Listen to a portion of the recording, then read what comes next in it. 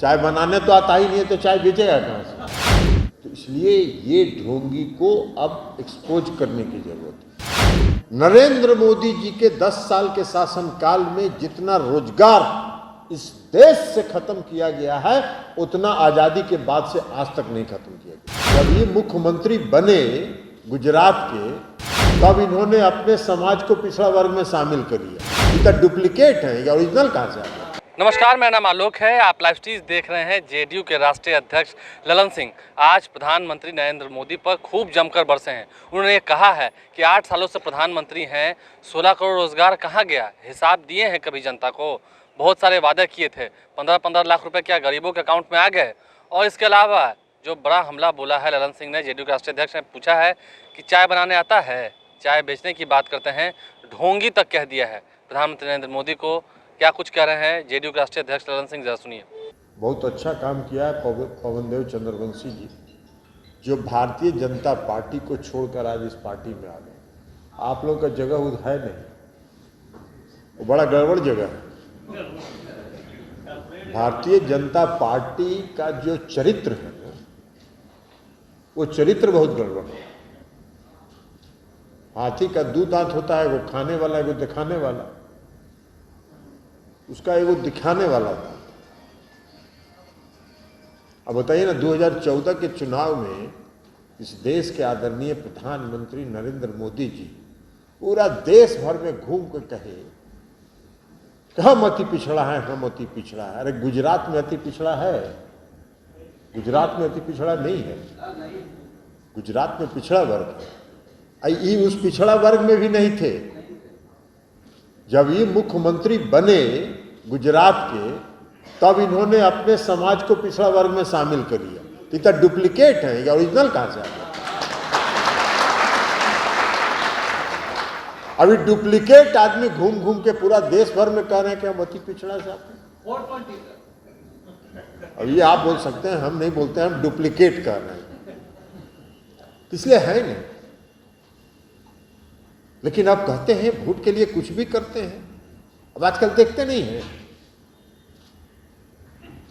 भाई, कोई आदमी 10 साल देश का प्रधानमंत्री रहेगा तो देश की जनता को हिसाब किताब देगा ना जी। 5 साल में कोई चुनाव होता है 5 साल के लिए, और 5 साल में जो सरकार चलाता है, वो 5 साल के बाद जब फिर जनता की अदालत में वोट मांगने के लिए जाता है तो बताता है ना कि हमने 5 साल में क्या किया, और देखिए हम ये काम किए, ये काम किए, ये नहीं कर सके, हमको फिर से वोट दी।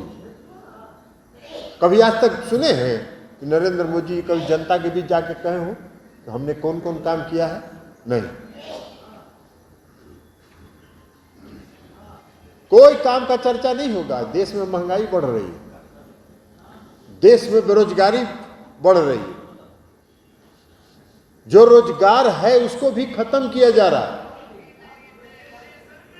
नरेंद्र मोदी जी के 10 साल के शासनकाल में जितना रोजगार इस देश से खत्म किया गया है उतना आजादी के बाद से आज तक नहीं खत्म किया गया।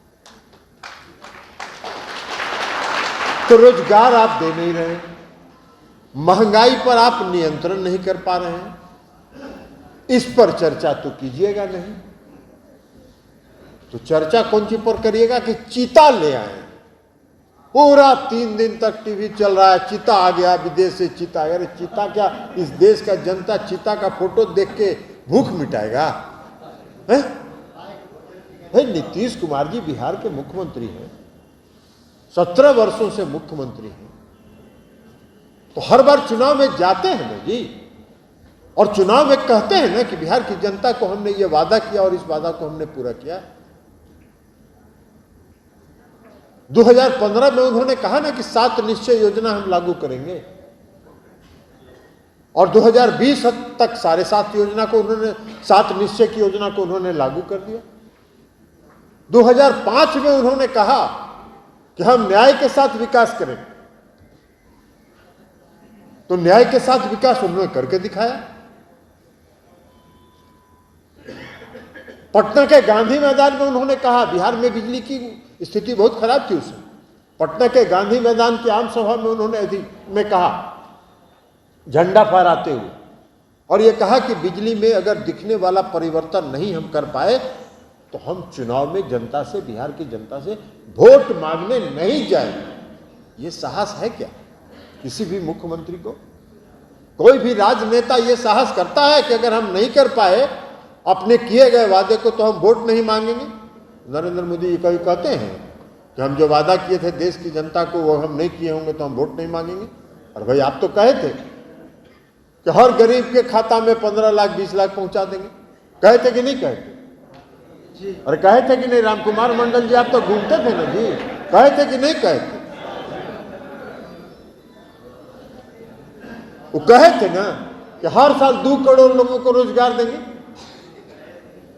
तो 10 साल हो गया उनको, 8 साल अभी हुआ है तो 16 करोड़ लोगों को रोजगार मिलना चाहिए। तो इसका हिसाब उनको जनता को बताना ना चाहिए कि 16 करोड़ हमने रोजगार कहां दिया, नहीं बताया। इसलिए कुछ लेखा जोखा है ये नहीं है, सब बही खाता सब साफ है, खाली है बही खाता। तो क्या बोलेंगे? तो कभी कहेंगे चिता लाए, कभी कहेंगे राम मंदिर बनवाएंगे, और टीवी अगर खोलिएगा तो सुबह में कहाँ शिवलिंग निकल गया, कहाँ विष्णु भगवान का मंदिर निकल गया, कहाँ कुछ निकल गया।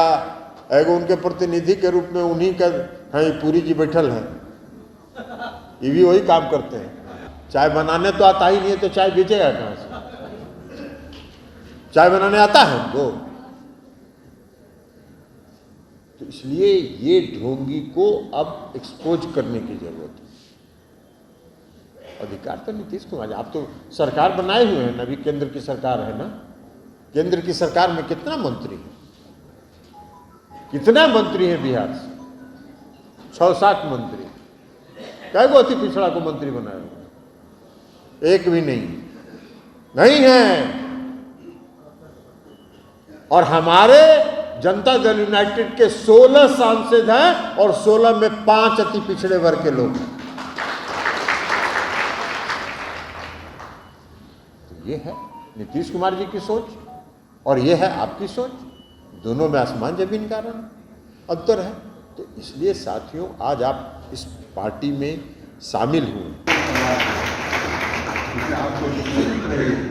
आप अपने हित के बारे में मत सोचिए, आप कभी अपने हित के बारे में चिंतित मत होइए, क्योंकि आपकी चिंता करने वाला एक व्यक्ति है बेटा। और जब तक नगर निकाय में जो आरक्षण रुका है और नगर निकाय का जो चुनाव रुका है, जब तक अति पिछड़े वर्ग के आरक्षण के बिना बिहार में नगर निकाय का चुनाव नहीं।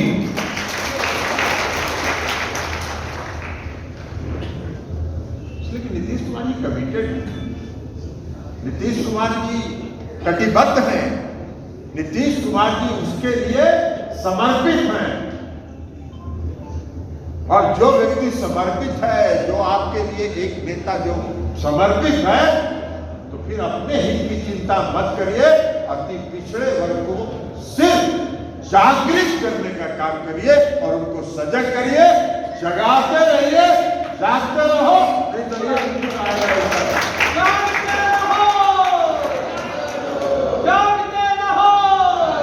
तो आपने पूरी बातों को सुना है, ललन सिंह क्या कुछ कह रहे हैं। अति पिछड़ों को भी आरक्षण दिलाएंगे नीतीश कुमार, और जब तक आरक्षण नहीं दिया जाएगा तब तक बिहार में निकाय चुनाव नहीं होगा। ये भी बड़ी बात कह दी है। साथ ही साथ प्रधानमंत्री नरेंद्र मोदी पर भी जमकर हमला बोला है। क्या कुछ कटाक्ष किया हमने आपको सुनवाया है। आप लाइव स्ट्रीम से बने रहें, हमारे चैनल को सब्सक्राइब कर लें, साथ साथ फेसबुक पेज भी लाइक करें। धन्यवाद।